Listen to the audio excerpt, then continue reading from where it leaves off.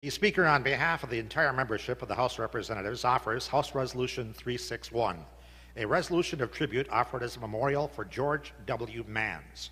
Whereas the members of this legislative body are saddened by the recent passing of George W. Manns, former member of the House of Representatives, who served the 23rd District for 6 years. And whereas George Manns was a lifelong and deeply rooted resident of Trenton, Michigan. After completing his education in the Trenton Public Schools, he attended the University of Michigan, where he not only earned a bachelor's degree in history, but he also left an indelible mark in the annals of the University of Michigan football as an all-Big Ten lineman and team captain. He later contributed his football knowledge and expertise as a coach for the University of Michigan, Eastern Michigan University, and Michigan Technological University. And whereas George Mann's career as an elected official began with his tenure as a member of the Trenton Board of Education, and later as mayor of Trenton. In 1996, he was elected to the House of Representatives, where he served for 3 terms and worked on committees concerning corrections, local government, transportation, public retirement, and veterans affairs. Furthermore, he sponsored a host of bills that were enacted into law dealing with elections, education, and health. And whereas George Manns impacted many lives with his sphere of influence, he leaves behind a loving wife, 4 children, and 2 grandchildren. As a business owner, public official, football coach, and overall stellar individual, George Mann's life and contributions will long be remembered. Now, therefore, be it resolved by the House of Representatives that we offer this expression of our highest regard in the memory of George W. Manns, a distinguished member of this legislative body from 1996 to 2002, and be it further resolved that copies of this resolution be transmitted to the Manns family as evidence of our lasting esteem for his memory. Would all members in favor of the memorial resolution please rise? The resolution is adopted. The chair recognizes Representative Camilleri. Thank you, Mr. Speaker. George's family is not able to be with us today, but they asked that I get up just to say a few words about him and his legacy.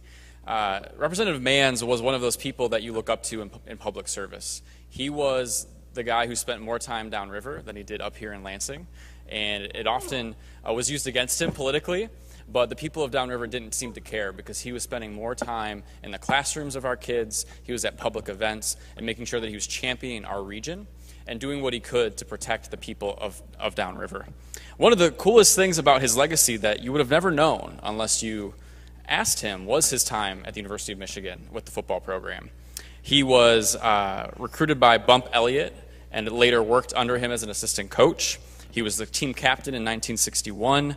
He was actually drafted to the NFL, but decided to go against it and turn to coaching. He didn't want to be a player anymore, he wanted to be a coach. So he worked with Bump Elliott. He then later worked as an assistant coach to the legendary Bo Schembechler and spent almost a decade under his tenure at the University of Michigan.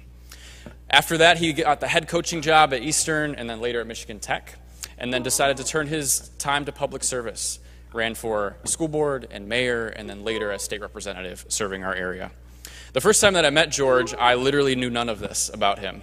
I knocked on his door and he was gardening in the front lawn in his downtown home in Trenton. Looked like a normal citizen of the city of Trenton, and we sparked the conversation. He said, I spent a little bit of time up in Lansing. I said, oh yeah, okay, so what did you do? He said, well, I was a state representative.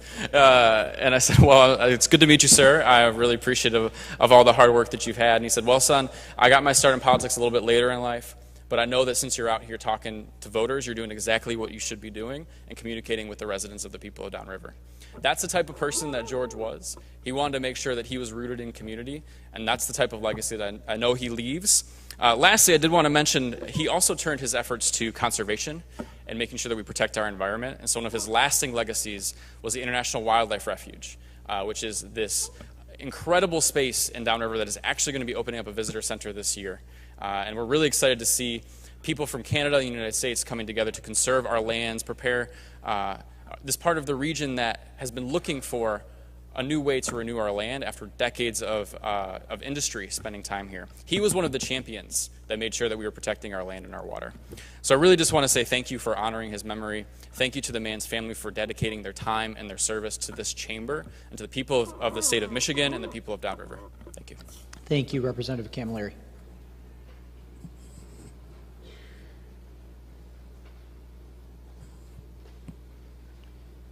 The chair recognizes Majority Floor Leader Lowers. Thank you, Mr. Speaker. Continuing on the order of motion, Mr.